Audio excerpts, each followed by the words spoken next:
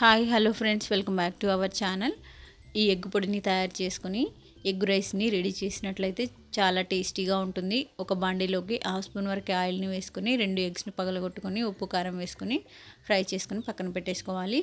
అదే బౌల్లోకి 1/2 స్పూన్ వరకు ఆయిల్ని వేసుకొని ఒక మీడియం సైజు ఉల్లిపాయ, టొమాటో, క్యారెట్, పచ్చిమిర్చి, కరివేపాకు రెబ్బలు, 1/2 టీ స్పూన్ పసుపు, అల్లం వెల్లుల్లి పేస్ట్ వేసుకొని బాగా ఫ్రై చేసుకోవాలి. ఇవి ఫ్రై అయిన తర్వాత 1/2 టీ స్పూన్ రెడ్ చిల్లీ పౌడర్ని, టేస్ట్కి సరిపడా ఉప్పుని వేసుకుని 1 నిమిషం పాటు లో ఫ్లేమ్లోనే ఫ్రై చేసుకోవాలి. ఇవి ఫ్రై అయిన తర్వాత ఒక్కొక్క టీ స్పూన్ చొప్పున soya sauce, red chilli sauce, green chilli సాస్లని వేసుకుని లో ఫ్లేమ్లోనే ఫ్రై చేసుకోవాలి. ఇది ఫ్రై అయిన తర్వాత ముందుగా చేసుకున్న ఎగ్ పొడిని వేసి 1 నిమిషం పాటు లో ఫ్లేమ్లోనే సాస్ మొత్తం కలిసేలాగా కలుపుకోవాలి. ఇలా కలిసిన తర్వాత ఉడికించిన రైస్ని కానీ రాత్రి మిగిలిన రైస్ని కానీ వేసుకొని 2 నిమిషాలు లో ఫ్లేమ్లోనే హీట్ చేసుకోవాలి.